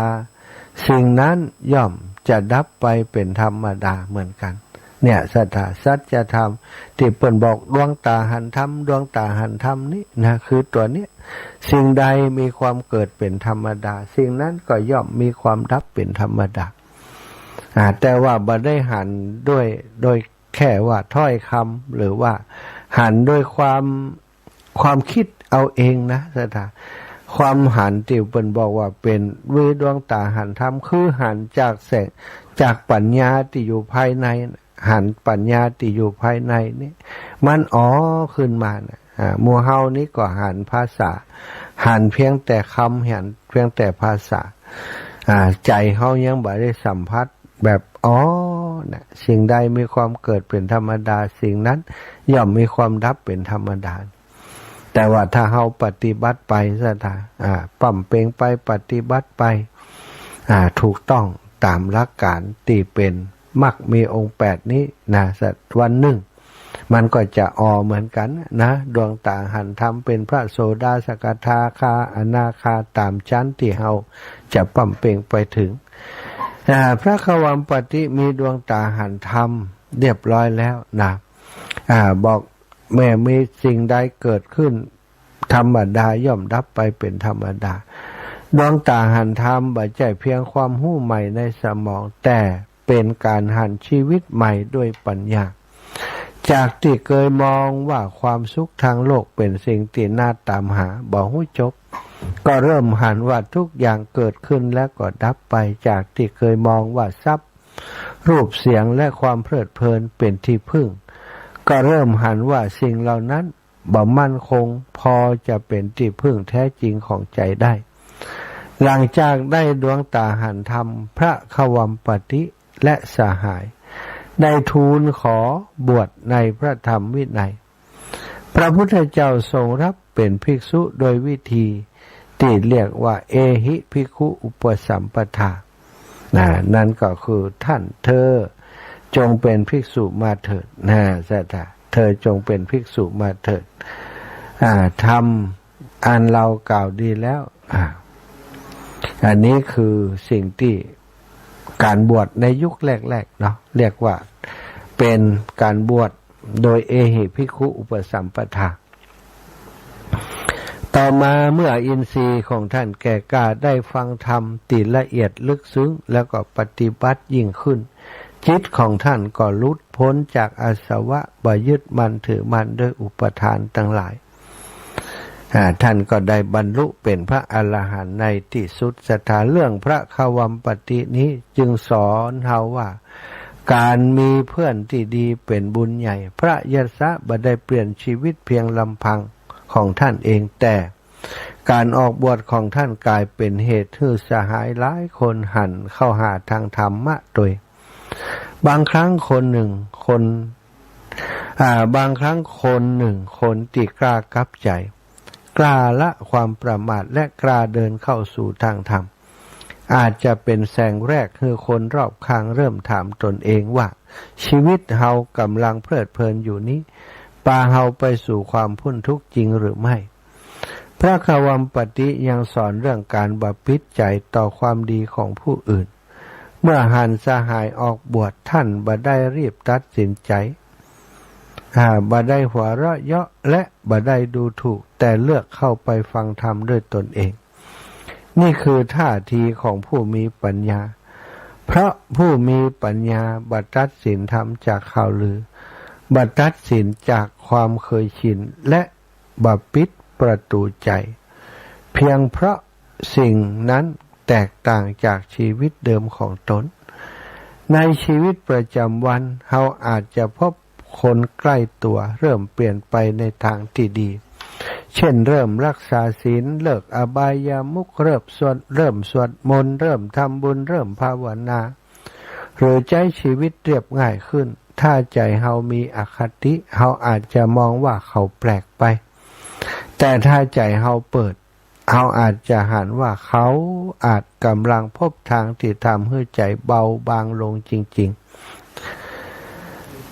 ธรรมะจากพระขวัมปติจึงชวนให้เฮาถามตนเองว่าเมื่อหันคนอื่นทำความดีเฮาอนุโมทนาบุญได้หรือไม่เมื่อหันคนอื่นเข้าหาธรรมเฮาจะเปิดใจเฮียนหู้หรือไม่หรือเฮายังรีบใช้ความเคยชินของตนเองไปตัดสินการเดินทางของผู้อื่นพระพุทธเจ้าทรงสอนพระขวัมปติและสหายด้วยธรรม เป็นลำดับเพราะใจคนต้องค่อยๆได้รับการเตรียมปูทางเตรียมตัวเตรียมเปิ้นเรียกว่าใจเฮียนหนังสือนี่เปิ้นยังมีการเตรียมเนาะไปเฮียนเตรียมก่อนไปปรับฐานก่อนอย่างเงี้ยเป็นการเตรียมตัวทานทำให้ใจนุ่มศีลทำให้ใจสะอาดการเห็นผลของกุศลทำให้ใจมีกำลังการหันโทษของกามทำให้ใจคลายความหลง และก็อริยสัจทำให้ใจหันทางออกจากทุกข์สถานอันนี้คือลำดับของธรรมที่เรียกว่าอนุปุพพีกถา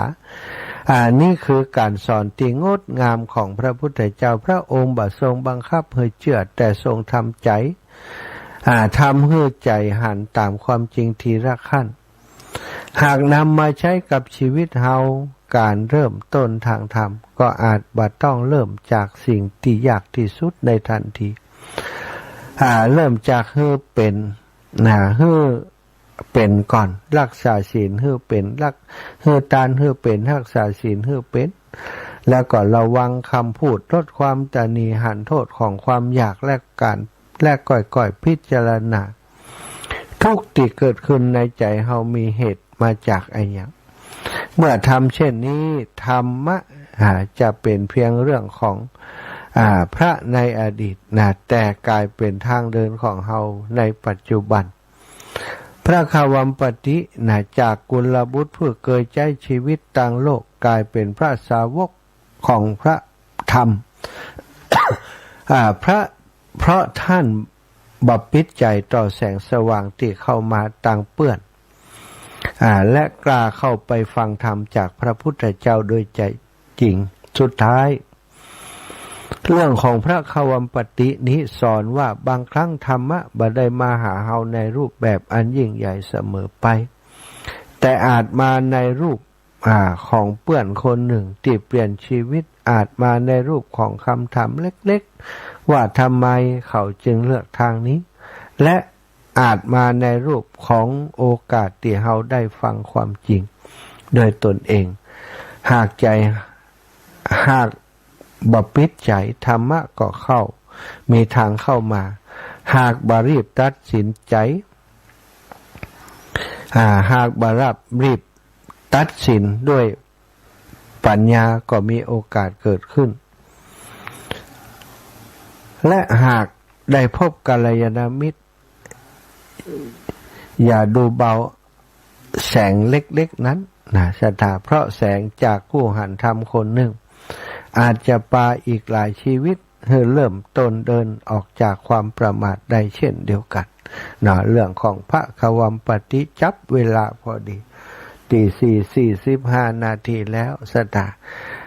ก่อนที่จะนำรายการจากไปก่อนที่จะเปิดสายก็จะได้แจ้งข่าวสารที่จะมีการทำบุญใหญ่อีกที่หนึ่งในคลื่นสีขาวของเราอาจจะเป็นส่วนตัวส่วนพื้นที่แต่ว่าก็ทำเพื่อประโยชน์ของคลื่นสีขาวเพื่อชาวประชานั่นเองที่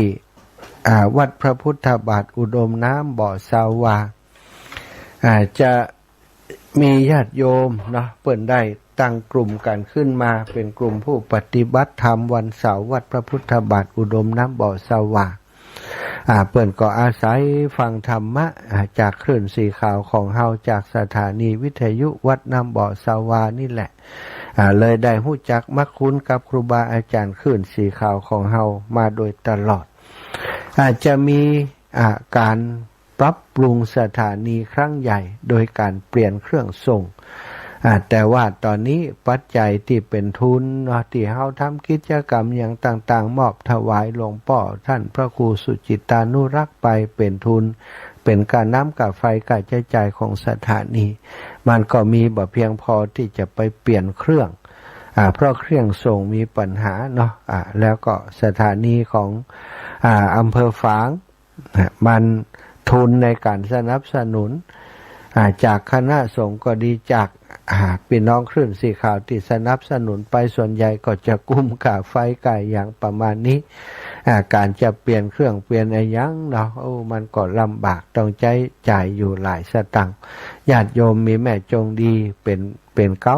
เป็นประธานแล้วก็ศรัทธาญาติโยมลูกศิษย์ลูกหาของหลวงพ่อใหญ่พระครูสุจิตานุรักษ์ก็หันควรที่จะปรับปรุงเปลี่ยนแปลงช่วยเหลือกันในเรื่องนี้เปิ้นจะตั้งผ้าป่าขึ้นมาแล้วก็นำไปทอดถวายในวันที่12 สิงหาวันแม่แห่งชาติ 12 สิงหามหาราชินีพระพันปีหลวงศรัทธาญาติโยมก็ยังใจเป็น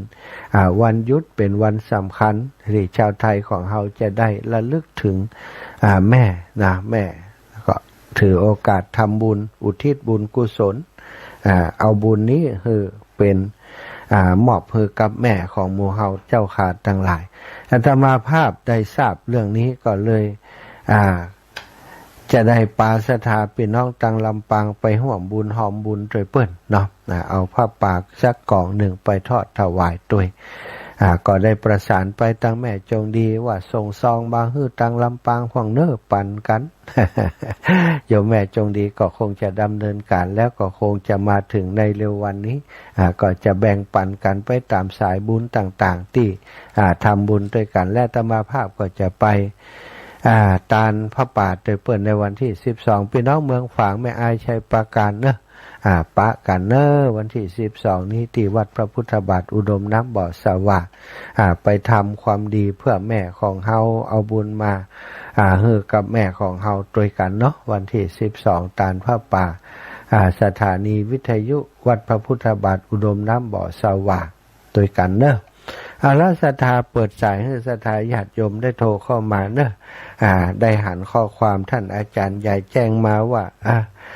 นิมนต์ถึง6 โมงเลยเนอะอีนาเอาละวันนี้3 ชั่วโมงยาวแหมละเนาะ เอาใจชีวิตให้คุ้มค่าตื่นขึ้นมาแล้วทำความดีเพื่อประโยชน์ตนและประโยชน์ของท่านไม่เป็นไรเนาะอยู่ด้วยกันต่ออีก1 ชั่วโมงเนอะศรัทธาจะไปฟัง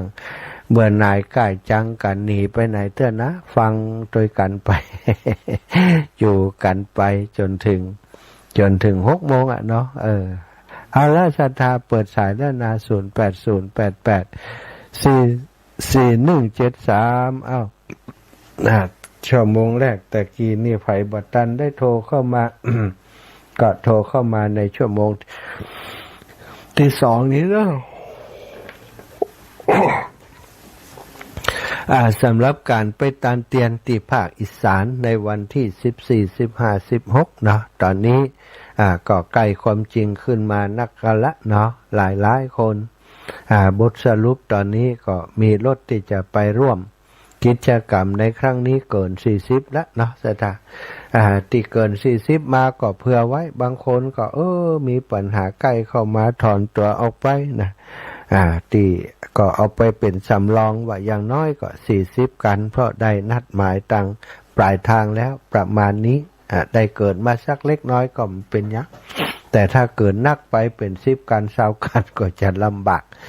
ครูบาอาจารย์ก็ประมาณการว่าประมาณ40กันเนาะตอนนี้ก็มีรถที่จะไปด้วยกันได้โอนปัจจัยร่วมกองกลางไปแล้วนะกองกลางที่จะนำไปบริหารจัดการต่างๆนั้นได้โอนปัจจัยไปเป็นส่วนกลางเป็นที่เรียบร้อยแล้วบางกันก็ยังอาจจะยังแบบพร้อมแต่จะได้ก็ขอให้ดูเรื่องเงื่อนของวันเวลาเนอะเจริญถวายความเคารพด้วยลุง อาจารย์จะบนจะออกบิณฑบาตแล้วเนี่ยเช้าแล้วเนาะจะออกแล้วตี 5แล้วต่อจะไปเต็มตัวแล้วครับผมฟังอยู่ครับผมขอบคุณครับหลวงตาครับหลวงตากฤษพุทธอุทยานเชียงใหม่นะจากเชียงใหม่จากเชียงใหม่เจ้าเชียงใหม่ตุลุงกิจอยู่พุทธอุทยานเชียงดาวติดเชียงใหม่สถาก็ติดตามลำตัวกันมาตลอดนะตุลุงนี่ก็ให้กำลังใจตอนอาตมาเดินธุดงค์ไปเมืองฝางก็ปะเพิ่นอยู่นะปะเพิ่น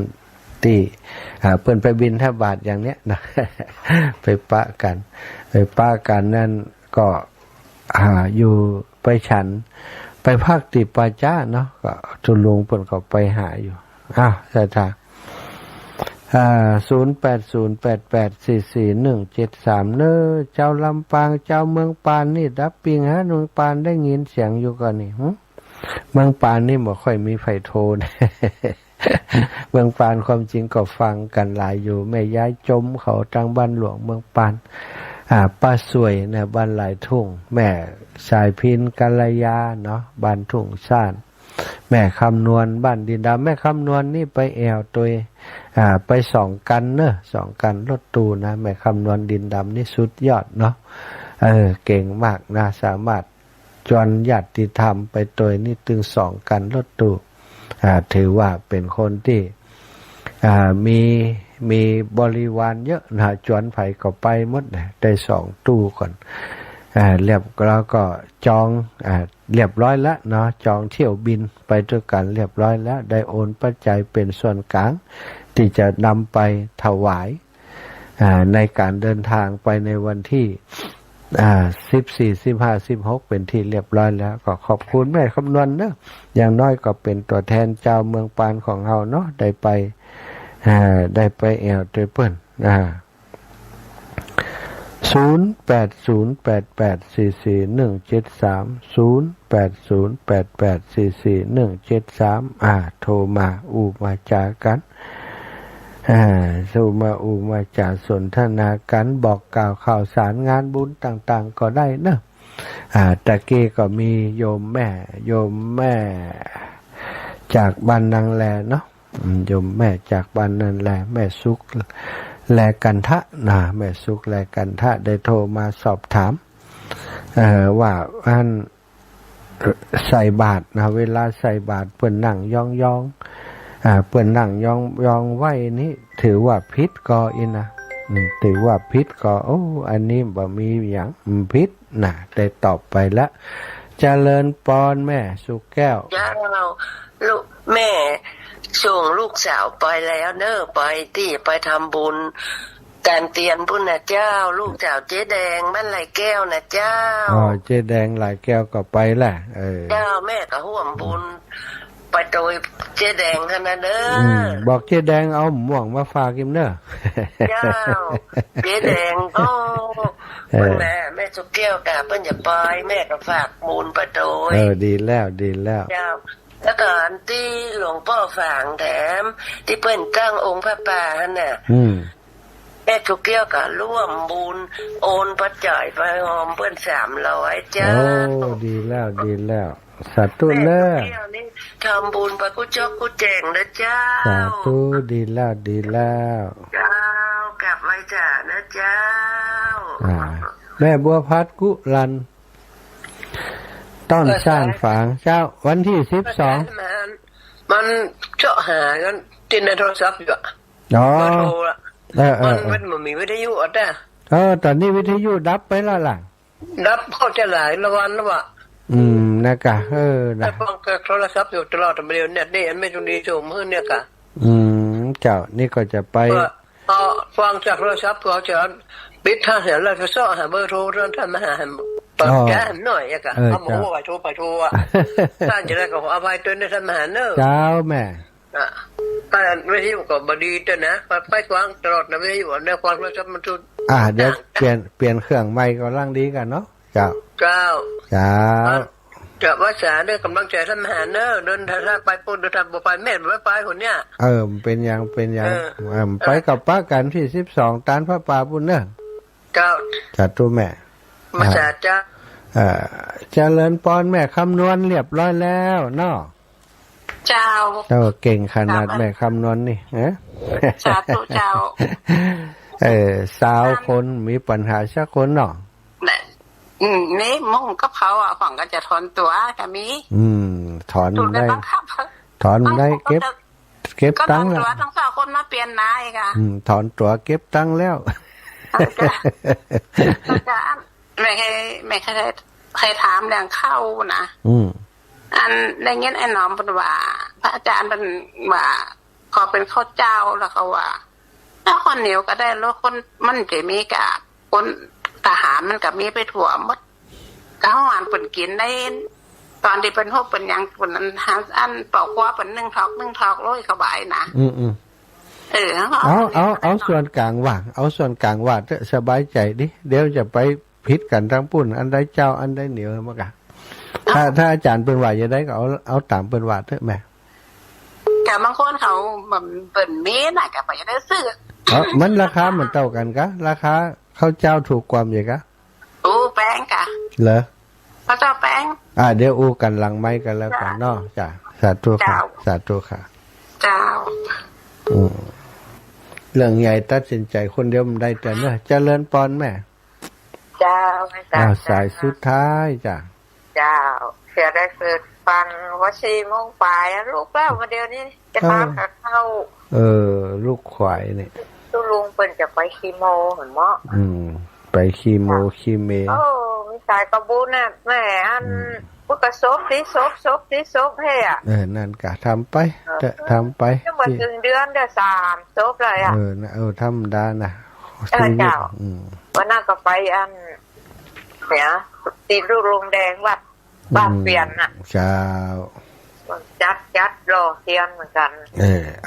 ขอบคุณนี่แม่นะเวลาหมดแล้วสัตตุตาเวลาหมดเวลามาสายไปหน่อยเอาละศรัทธาทุกคนทุกท่านเวลาหมดก็หมดเวลาก็ขอนำรายการจากลาไปก่อนสำหรับชั่วโมงแรกนี้เบรกแรกนะเบรกต่อไป6 โมงถึง7 โมงเดี๋ยวก็พบปะ5 โมงถึง6 โมงเดี๋ยวพบปะกันใหม่เนอะเอาละเวลาหมดเวลา